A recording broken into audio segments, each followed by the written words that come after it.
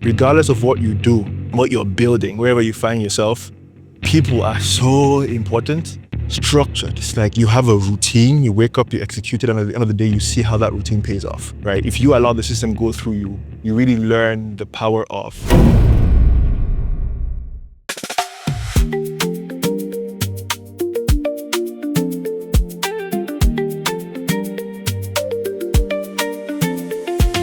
So I'm Hillman, Batuo is the names.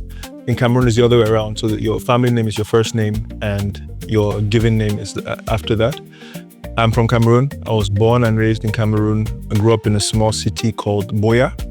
It has a university, so it's not really a small city, but it's big enough. I went to school there, secondary school, went to a boarding school, so a Christian Catholic boarding school. And when I finished, I did half a year of university in Cameroon. I did computer science and minored in mathematics. I did computer science thinking it's going to help me learn how to use computers and understand how computers work, because I knew I was going to move abroad. Little did I know you don't actually learn how to use computers in computer science. You learn how to punch the zeros and ones. So I did that program half a year, and then it was time to move to the Netherlands. And I was moving to the Netherlands with the goal to study artificial intelligence, right? Because I've been always fascinated with the human brain. I think just the intelligence, and because I always wanted to help people, I thought if I could put human intelligence into something artificial and like get it to do everything. Imagine you're sitting at home and you don't want to cook, you just tell someone to cook for you. Or you're trying to get your car, you can just instruct someone to get, just facilitating life for people. The idea for me was fascinating. So I was like, okay, if I can do something with this, it seems like something that would fulfill me. So I moved abroad to study AI. Unfortunately for me at the time, there were no bachelor programs to study AI in the Netherlands. I did get a scholarship to go to Germany, partial scholarship to go to America as well. But it was cheaper for me to eventually move to the Netherlands because I had family here. And then when I came here and I couldn't study AI, the question then was, what else can I use to help people, right? Because that's always been the underlying theme. Do something that can enable you serve others and help others. So then medicine was like a self-explanatory option. Family wanted me to study medicine. Teachers expected me to study medicine. I had the grades, which would normally mean you're going to study either medicine or engineering in Cameroon if you did the sciences. So I was like, you know what? Let me give medicine a try. If I don't get in, then it's a sign that it's not meant for me. I applied for medicine, and lo and behold, I actually get in. Studied medicine for like 6 years in the Netherlands, 6.5. I took a half year gap year in between. And then when I finished studying medicine, which is like 2 years ago now, or 1.5 years ago, I was faced with a big dilemma, which was stay in the hospital and pursue the traditional path of a doctor, or navigate other passions, which I knew were in there as well. And because of med school, I did not have time to explore them and see what those could eventually become if I gave them the same amount of time that I gave medical school. So eventually I decided to take the big decision to navigate both of them, figure out my way. So currently I'm in that space of navigating my path in the medical world, as unorthodox as it may be and look, and also just navigating the passions, talents, and gifts, things I like, things which give me energy, and things which I might or might not have seen others who came before me do, that I just feel like I owe it to myself to explore what that could become if I give it the same amount of energy I give other things as well.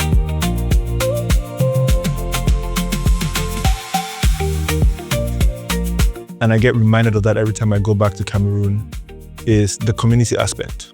Especially when I travel to other African countries or South American countries, and I see the community, how people live, how on a Monday morning you're hanging out with your neighbors and the neighbors' kids are playing with your kids, and there's just that sense of, togetherness in an everyday basis, which I cannot imagine happening or seeing here in the Netherlands. I think that's something which every day I'm reminded, I miss this. I wish I had more of that community spirit, which I know I had in Cameroon, and which, the search for greener pastures has kind of pushed you to have to give up, or at least put on hold till you can go back and experience it the same way. Because you can build it to a certain extent abroad as well, but it's relatively more difficult because the system here just does not necessarily facilitate such a lifestyle.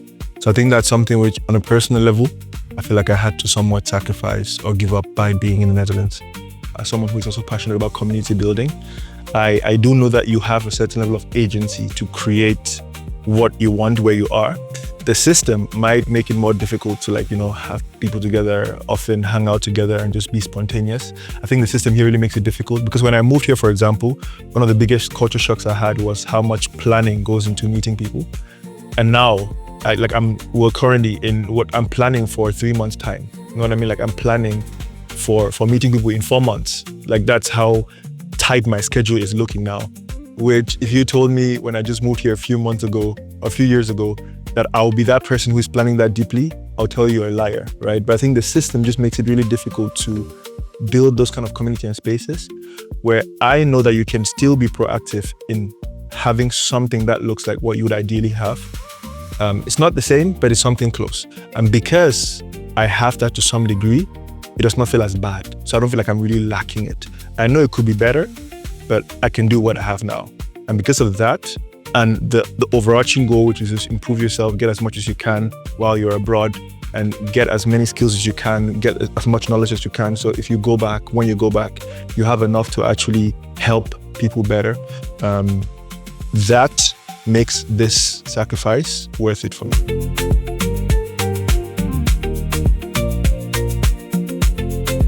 Boarding school was one of them.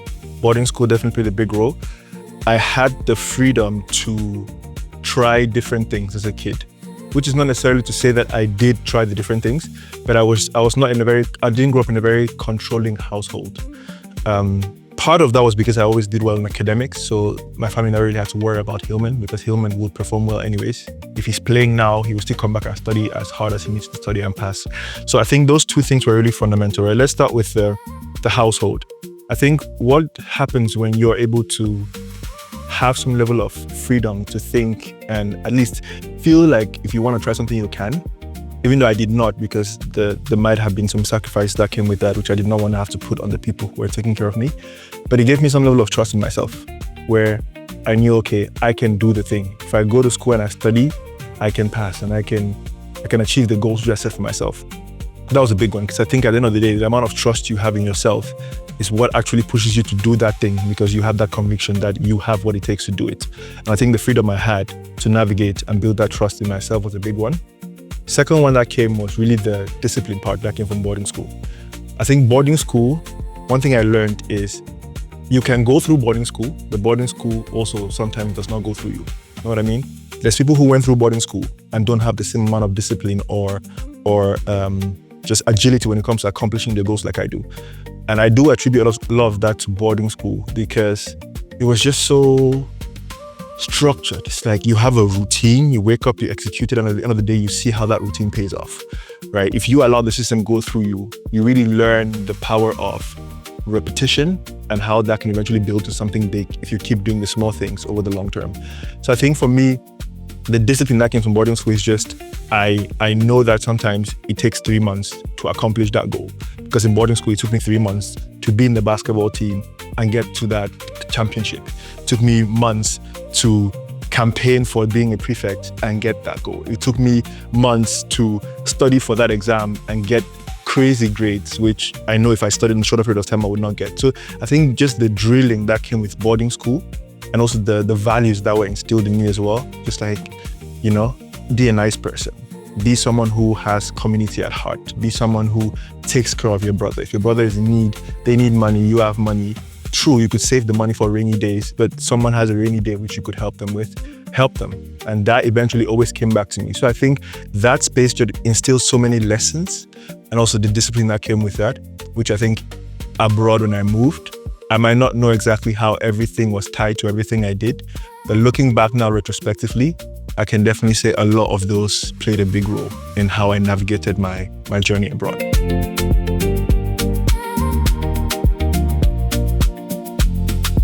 One thing about me is I've always had a heart for people. I think that's something to date I still have. It's only intensified. And I try to cultivate that. I try to learn how to communicate with people more. I try to listen to people more. I try to create spaces for people to be themselves. I always wondered where it came from. I still don't know where exactly it came from because I just have this mindset where I think, especially parts of yourself that are very prominent, came from somewhere. Something along the way in your journey got you convinced that was something that was worth. And they try to get me to like smile less and stuff. And I remember there was just something in my 13, 12-year-old brain that just convinced me you have to be something different. You have to be something more powerful, something more aggressive for people to respect you. Because this part of you that is just joyful, people are not vibing with it. So then what happened is, because I had the intellectual, leverage. I was smart. I was a book smart kid. I was a teacher's favorite. From the age of like 13, I started getting prefectorial positions. So I started being class prefect. I started being, in line for that prefect of the school. So it gave me some level of power and leverage. Teachers trusted me. So what I would do is, for example, I'll walk into class, and my classmates probably are going to watch some of these videos. I would literally walk into class, and people are laughing and having a good time. They're happy. I'm just like, why are you guys happy? 3, 5, 7, kneel down. My own classmates. And they would have to kneel, because if they don't kneel, I'll go tell the teacher that they're making noise and they'll get punished. That dragged on for a couple of years. And I still had 5 years of boarding school left. And along the way, I kept getting more prefectorial positions because I was still smart, I was still teacher's favorite. And it came to the point you're in your 6th year out of 7 years. And that's where you actually get to be the senior prefect of the whole school, or assistant senior prefect, but you are basically one of the prefects that controls the whole school. And I was in line for the senior prefect. So like the senior, you're the one who controls the student government body. And I was campaigning for it. But the thing that happened is, I think the year before I was to take over power, it changed from a system where teachers elect the prefects to students vote the prefects. It was a big change, because keep in mind, I was a teacher's favorite, but my track record did not necessarily give me favor with the peers. So I was still hoping to be senior prefect, but at some point I realized from just hearing from the prefects who were there before us and my classmates and other people around me that, listen, there was another person who was also in line for that senior prefect position, and he was a people's favorite. He just had his way with people. I, to some degree, had my way with people, but I was more of the teacher's favorite. I did have a heart for people, but again, keep in mind, people had reminded me you have to be something else. So that was what I was holding on to. At the end of the day, I stepped down from even contesting for senior prefect because I know how much of my people's relational I had just tainted, I had damaged because of who I was trying to be, which was not me, right? I think one thing that taught me going forward was the importance of people. Regardless of what you do, and that's something I've carried with me years after as well. Regardless of what you do, what you're building, wherever you find yourself, people are so important. Like, they can make and break anything you're building. They can also break a lot of stuff you're building, so you have to be very careful with the people you keep around you. But one big lesson that definitely taught me, and I think that really started from boarding school, was people are so important, and you can never go wrong with investing time and effort in people. So I think that that's the one that stood out to me the most.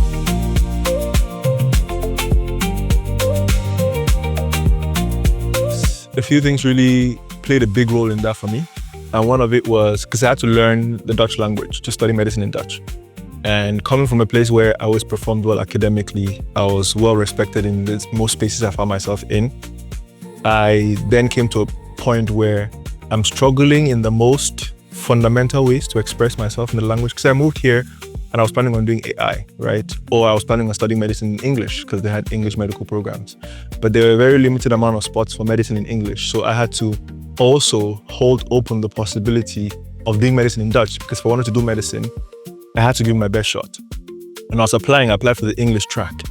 But I also indicated that if my number is high enough to get into medicine, but it's not high enough to get into the English track, but it can get me into the Dutch track, then they can consider me for the Dutch track. So that meant I had to fast forward my language school. I had been doing language school for like a few months, and it was going to take me 2 years. But I had to fast forward that to be done in 7 to 8 months, right? So that meant I had to go very fast to language. You don't learn any language and become very fluent to be able to study medicine in that language in 7 to 8 months.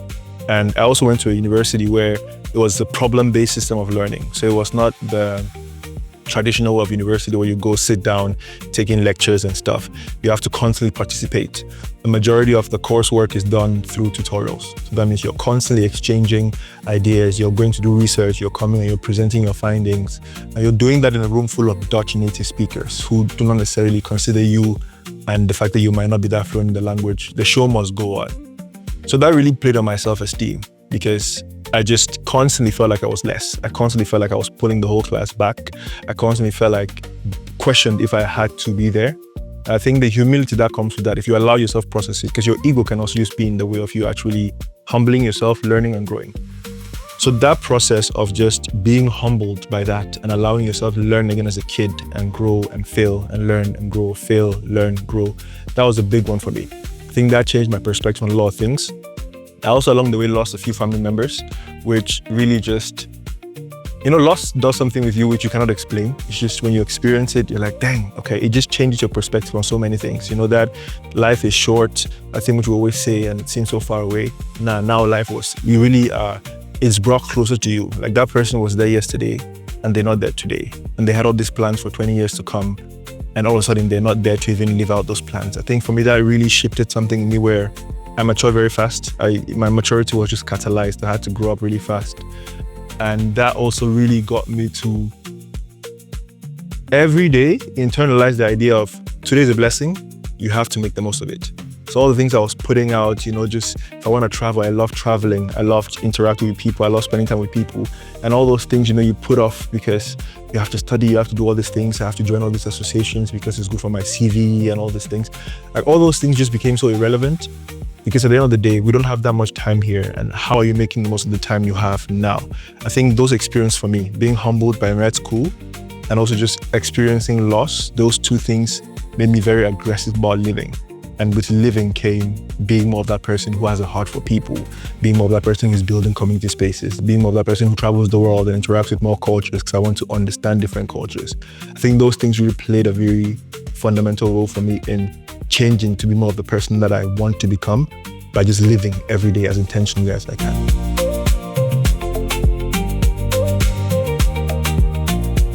I was in Iceland and I've been to Iceland before. And in Iceland, in the summer, it doesn't get dark. I don't know if you've been to Iceland, but in the summer, it doesn't get dark. So that means you're out there at 2 a.m., you look outside and it's still bright, right? The sun sets at like midnight. And then at like 2 a.m., the sun is rising again. So I was like, okay, let me go get busy. Let me do something. And I was thinking and I was like, I find this so fascinating that it doesn't get dark. But how can I communicate this to people who have not experienced this in a way that they can actually feel what it's like for it to not get dark? So then I was like, you know what? Instead of just going outside at midnight and telling people, look, it's still bright like I did the last time, how about I go every hour of the night, make a video at the same spot, compile that video together, show people how the night evolves, post that video. So I stayed up the whole night, basically from the time I woke up till the time the sun went up or the sun rose. And it was bright enough for like everyone to see the sun is up. Every hour, more or less around the same time. Every hour went to the same spot, made a video. This is 4 p.m. This is 5 a.m. This is 2 a.m. This is 1 a.m. This is midnight. Made that video, but I think for now, I'm definitely achieving that goal of just sharing information because when I meet people on the streets, which happens a lot now, way more than I would ideally like, but it is part of the journey. It's just what comes with the process, which I guess I have to appreciate because that shows that what I'm doing is reaching people and it's growing, and that's what you would hope for. But when I meet people on the streets, it's always, thank you very much for the information you share. It's very useful, it's very impactful. We need more of this in our communities.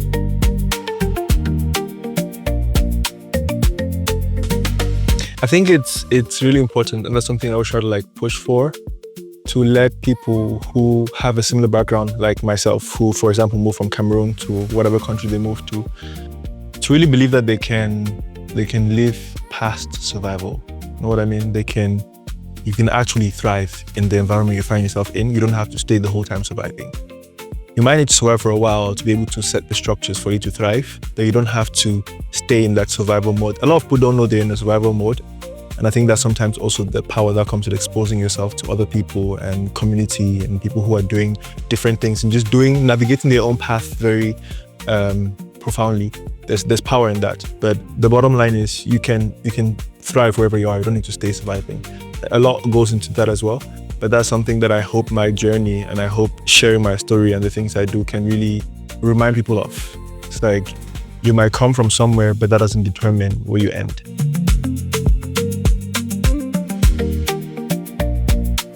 As a community builder from JAPA.RUN, as a community builder, I think it's just something we need.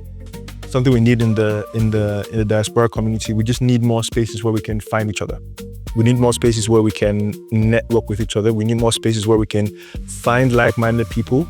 We need more spaces where we can be exposed to people who have gone before us and who are doing their things passionately. I think that makes such a big difference.